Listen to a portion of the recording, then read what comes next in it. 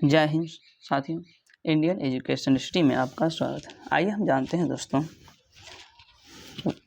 SPT जो वार्षिकांक 2024 का current affair है 1 मार्च 2024 वाला, इसमें हम जानेंगे भारत रत्न 2024 में जितने व्यक्ति को मिले हैं और अब तक कुल कितने व्यक्ति को भारत रत्न मिला है, और उसके संबंध में सभी जिसको भारत रत्न 2024 में मिला है उसके बारे में विस्तार से हम जानेंगे। तो हम बात करते हैं भारत रत्न 2024 के बारे में। तो जानते हैं कि भारत सरकार ने 5 प्रतिष्ठित हस्तियों को, जिसमें कर्पूरी ठाकुर हैं, लाल कृष्ण आडवाणी है, और MS स्वामीनाथन जो हरित क्रांति के जनक भी हैं, और BP नरसिम्हा राव जो पूर्व प्रधानमंत्री, और चौधरी चरण सिंह जो कि ये भी पूर्व प्रधानमंत्री हैं। तो कितना हो जाएगा, 1 2 3 4 5, यानी कि दोस्तों इस बार 2024 में 5 व्यक्ति को जो भारत का सर्वोच्च नागरिक सम्मान भारत रत्न देने का ऐलान किया गया है। और इसके साथ ही अब तक भारत रत्न पाने वाले जो है कुल 53 व्यक्ति हो चुके हैं। कुल कितना था, 53। आइए जानते हैं सबसे पहले कर्पूरी ठाकुर जी के संबंध में। कर्पूरी ठाकुर, इसका जन्म 24 फरवरी 1924 को 24 जनवरी, कर्पूरी ठाकुर इसका जन्म 24 जनवरी 1924 ईस्वी को बिहार के समस्तीपुर जिले के पितुनछिया, जो कि अब कर्पूरी ग्राम के नाम से जाना जाता है, गांव में गोकुल ठाकुर और रामदुलारी देवी के यहाँ हुआ था। इसका निधन 17 फरवरी 1988 ईस्वी को हो गया। लोकप्रियता के कारण इसे जननायक कहा जाता है। कर्पूरी ठाकुर को जननायक के नाम से भी जाना जाता है। उन्होंने 1952 में पहली बार सोशलिस्ट पार्टी के उम्मीदवार के रूप में ताजपुर निर्वाचन क्षेत्र से बिहार विधानसभा पर चुनाव जीता था। दोस्तों, कर्पूरी ठाकुर की हम बात करें तो 1970 से 1971, 1970 से 71 और 77 से 79 तक 2 बार बिहार के 11वें मुख्यमंत्री रहे।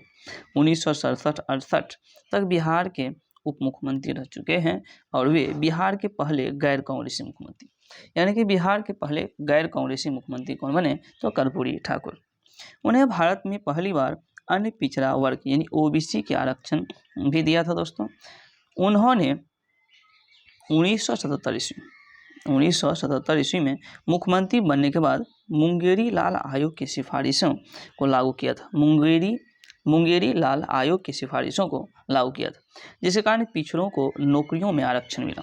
वर्ष 1978 ईस्वी में उन्होंने एक अभूतपूर्व आरक्षण मॉडल प्रस्तुत किया, जिसमें OBC आर्थिक पिछड़ा वर्ग, आर्थिक रूप से पिछड़े वर्ग जिसको EBC बोलते हैं, और महिलाओं तथा उच्च जातियों के बीच आर्थिक रूप से पिछड़े वर्ग के लिए विशिष्ट कोटे के साथ 26% आरक्षण आवंटित किया था। बिहार की, जैसा कि जानते हैं, द्वितीय जो है राजकीय भाषा क्या है, तो उर्दू। पहला हिंदी और दूसरा जो है राजकीय भाषा उर्दू है। तो यह उन्होंने बिहार में उर्दू को जो है दूसरा राजकीय भाषा के रूप में दिया था। कौन, तो कर्पूरी ठाकुर। यह भारत रत्न पाने वाले 40वीं नहीं होगा यह दोस्तों, 49वीं। तो भारत रत्न पाने वाले 49वें व्यक्ति बने कौन, कर्पूरी ठाकुर, तथा 15वें व्यक्ति बने मरणोपरांत, यानी मरणोपरांत की हम बात करें तो 15वें, और वैसे पूरे भारत रत्न तो क्या हो जाएगा, 49वें हो जाएगा। और बिहार से यह चौथे व्यक्ति बने जिसे भारत रत्न प्राप्त हुआ। अब हम जानेंगे दोस्तों लाल कृष्ण आडवाणी के संबंध में। लाल कृष्ण आडवाणी, और हम बात करें भारत रत्न पाने वाले 50वें व्यक्ति बने लाल कृष्ण आडवाणी, 50वें व्यक्ति बने। इसका जन्म 8 नवंबर 1927 को कराची, जो अब पाकिस्तान में पड़ता है, यहाँ पर इसका जन्म हुआ था। वे 1942 में RSS से जुड़े। तो लाल कृष्ण आडवाणी RSS से कब जुड़े, 1942 में, और RSS की स्थापना 1925 में हुआ था। 1980 में स्थापित भाजपा, जिसको भारतीय जनता पार्टी बोलते हैं, इसके संस्थापक सदस्यों में से एक थे। और लाल कृष्ण आडवाणी की जो पुस्तक है जो हो जाएगा my country my life, my country my life. इन्होंने राम मंदिर के समर्थन के लिए 25 सितंबर 1990 को सोमनाथ से अयोध्या तक की यात्रा शुरू की थी। इसी यात्रा के दौरान 22 अक्टूबर 1990 को समस्तीपुर में गिरफ्तार भी किए गए थे। अप्रैल 1970 में जनसंघ सीट से राज्यसभा के लिए चुने गए। 2002 से 2004 तक भारत के 7वें उप प्रधानमंत्री, तो भारत के 7वें उप प्रधानमंत्री के रूप में कार्य किए थे लाल कृष्ण आडवाणी, और 1998 से 2004 तक भारत के गृह मंत्री रहे। 2009 ईस्वी में भाजपा के प्रधानमंत्री पद के उम्मीदवार भी रहे थे। 2009 ईस्वी में भाजपा के प्रधानमंत्री पद के उम्मीदवार।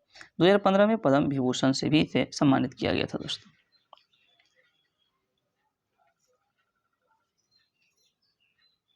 अब है एम एस स्वामीनाथन।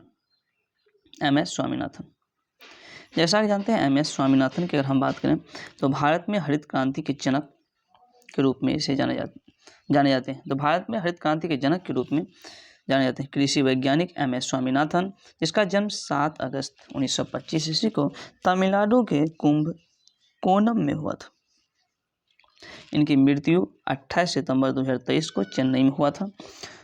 स्वामीनाथन को कई प्रतिष्ठित पुरस्कार मिले, जिसमें शांति स्वरूप भटनागर पुरस्कार जो 1961 में प्राप्त हुआ था, शांति स्वरूप भटनागर पुरस्कार 1961, रेमंड मैग्सेसे पुरस्कार 1971, अल्बर्ट आइंस्टीन विश्व विज्ञान पुरस्कार 1986। इसके साथ ही इन्होंने पद्मश्री 1967, पद्म भूषण 1972 और पद्म विभूषण 1989 में दिया गया था। अब दोस्तों पीवी नरसिम्हा राव।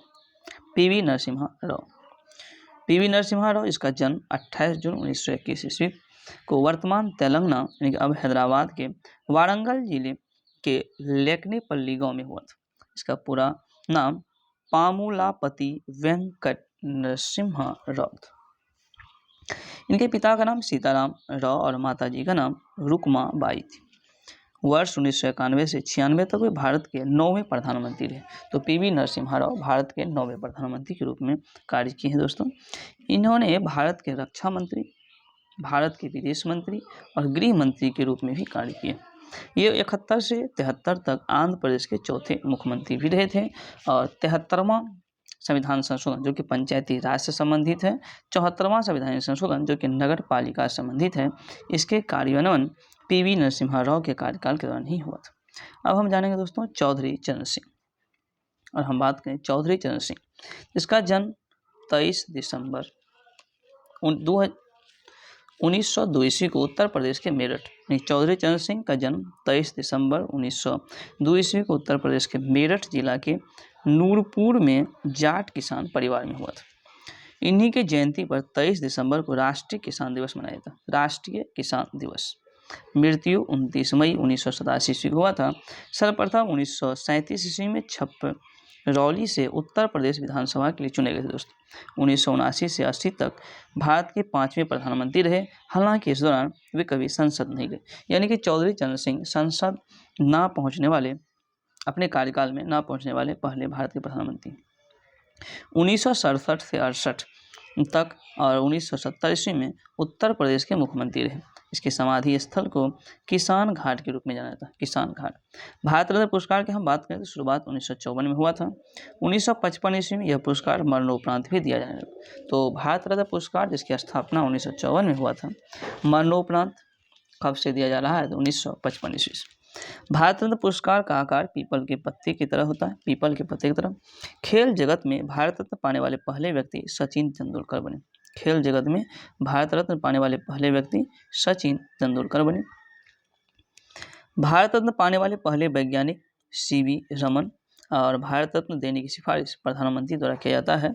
भारत रत्न पुरस्कार सफ़ेद रंग के फीते में पहनाया जाता है, सफ़ेद रंग के फीते। तो ये था दोस्तों भारत रत्न के संबंध में महत्वपूर्ण बातें। अगर ये वीडियो पसंद है तो कृपया इसे लाइक करें, चैनल को सब्सक्राइब करें और अपने दोस्तों में शेयर करें। Thank you.